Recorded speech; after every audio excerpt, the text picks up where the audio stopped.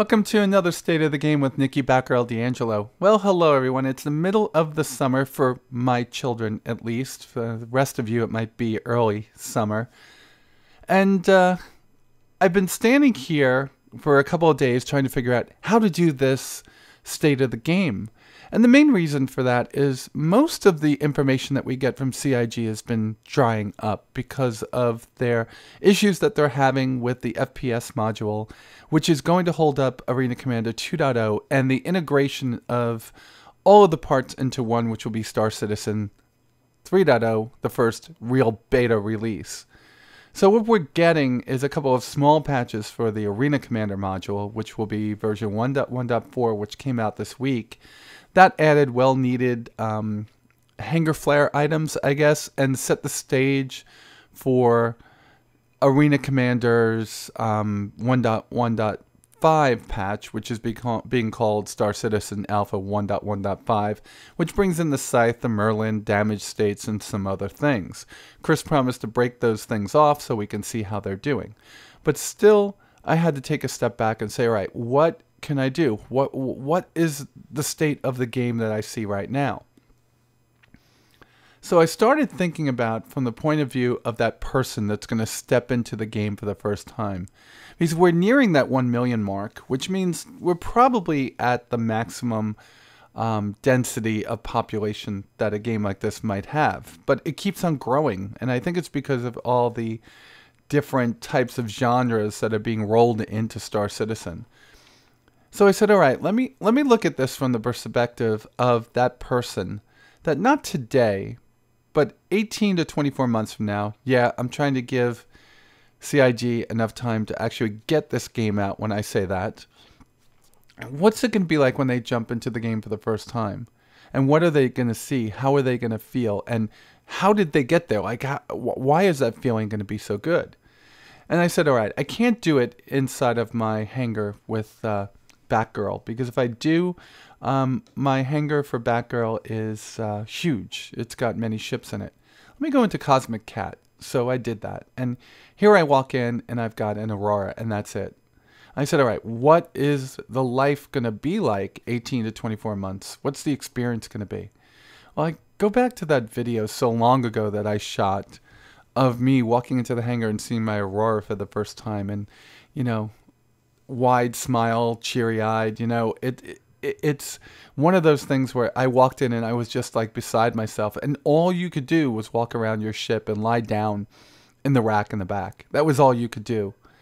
And, you know, I had a good time. But when I think about that same experience today, a person with a ship like this is going to get in, and then the first thing they're going to do is go into Arena Commander and then get their rear end handed to them in the first Battle Royale or Capture the Core, or I guess those are the two big ones that they'll try to go in and all of a sudden realize they can't compete. But it's going to be different, much different, when people go into the Star Citizen universe for the first time. And that's what I want to talk about. So this won't be following along what I see in the hangar. Instead, I'm just going to play what happens when you take an Aurora into Battle Royale right now. So when I go into the mindset that I have to be this person that's looking at the game for the first time, I have to actually use a little bit of imagination, because I don't know what the social module, the planet side module, is going to bring. And that's still quite a bit off, maybe 2 or 3 months before we're actually walking around the Area 18 in ArcCorp. But you can walk into your hangar and maybe you spawn inside of the residence of the hangar. So the first thing that you do is you run out into your hangar, you see your ship, and that's gorgeous, right? And then you have 1 or 2 or 3 things that you can do. And a lot of people can do is jump in their ship and try to go into space. But there's really going to be a lot more things that you have to do before you do that. And what I mean is, this game is going to be living, breathing, real, much more realistic than anything we've played. So instead, that person turns around, does an about face, and walks through the double doors, the big giant doors at the back of the hangar. And then you have 2 doors there, the elevator that takes you down to planet side and the other door that brings you somewhere else that I'm not sure of. So you go down to planet side and you walk into area 18 and you start walking across, I guess across a courtyard and maybe through the streets, and you come up to a bar and you go in there and you start interacting with NPCs and with live human beings. And Chris is trying to make it so the interaction is going to be as close to being the same as possible, which is almost impossible, right? Because you're not going to make an NPC have the same interaction with you that a human being will have. But still, you're going to walk in there, you're going to try to find out what's good. What do I do? And you might get something like, all right, so Bounty Hunters Guild is here, and the Mercenary Guild there, Miners Guild there. And if you want to be a pirate, you got to get back on your ship. You got to fly to Spider. You can go over here to the cartography center and get maps for the known galaxy so you can get there. So there's a lot that's going to be going on. But then I think about it. Okay, we're here. We have this experience right now, right? Why is their experience going to be so good? How come? Why is it going to be wonderful when I'm looking at them walking into a ship that's going to be easily had by anybody that would have been in the game since early alpha? And the reason why it's going to be good and why it's going to be more balanced is because we are doing this, because we know how these ships operate, and because we're starting to give our input into how the game should be made, what systems. I mean, when you look at the system for a Starliner, right? You want to buy a Genesis Starliner, and you want to be the head of a big starline. I would say airline, but obviously we're in space. Just the amount of detail they're going into, getting the best liquor, finding the best people to man your station. You know, human beings are probably better than NPCs, but if you're just going to do NPCs, making sure that you have the reputation to actually hire the best people for your ships and to attract the best customers. All this is going to be part of what that first-time backer that steps into a hangar that far out in the future is going to have to see. And it's all because of the way that Star Citizen is being produced.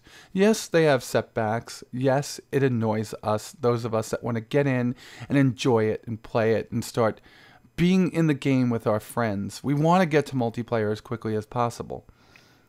But really, what we're here for right now is to make sure that that experience that new person has after the game goes live is the best experience it can be.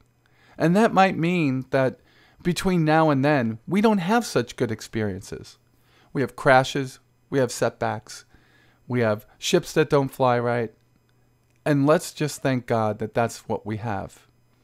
Because in the grand scheme of things, if this was being produced the way that most games have been produced in the past, instead of crowd-funded like the system that CIG helped to pioneer, we definitely would not have the game that we have. We would have something that's still great, but something that's more like Elite Dangerous, which is still the best space sim that's currently out, but it won't be the best damn space simulator ever. This will be. So that experience that first-time user is going to have, which isn't just running into the ship, but it's going to be walking into a dynamic world, a living, breathing world where we're all interacting together. That experience is being set because of the sacrifices, because of the time, because of the energy, because of the thought that we're all putting into the game along with CIG now. Those are my thoughts for today. That's just what I'm thinking about, right? Because you have to think about something when you can't do anything new in the game.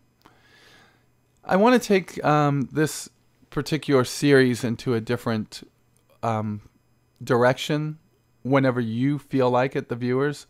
So if you want to start sending me some questions to answer, some questions I could go find answers of other people and then write them down and talk to you about, or personal questions that you want to ask me, which is always okay. I'd like to start putting them in the middle of these and not going any more than, say, 15 minutes a show, maybe 20 max. And you could send me questions by sending them off to starcitizenaa@gmail.com and just put state of the game question inside of the subject field. And that's it. Okay, now as we close out, I'm just going to give you a call to arms. In front of you, you see a 300 series. This week, the 300s, all of them are free to fly. And the main reason is because they want to start to push this ship, this line of ships, the 300 series, into a different light. Right now, they're not exactly what the brochures and the commercials make them out to be, which is badass, beautiful, and fun to fly. And in the hands of a great pilot, they are, but they're far from what they promised us for that series. So what they want us to do with this free-to-fly weekend is to give as much feedback on the design, the performance, the usability of the ship, and get it to them, because it's about ready to go under a major overhaul. So help take part in this action. Go fly the 300 this week and put in your tickets. Put in your suggestions so we can make this ship an amazing ship. And of course, I'm not flying my 300 right now. I'm flying my Gladius. But, you know, this is after I shot the video that we're talking about this. All right, folks, that's all I got for you. So remember, questions to starcitizenaa@gmail.com with state of the game in them, and I will answer them or find answers for them for the next show. And get out there, fly your 300s, and make sure you give your feedback. With that said, you all be safe out there, and I'll talk to you soon.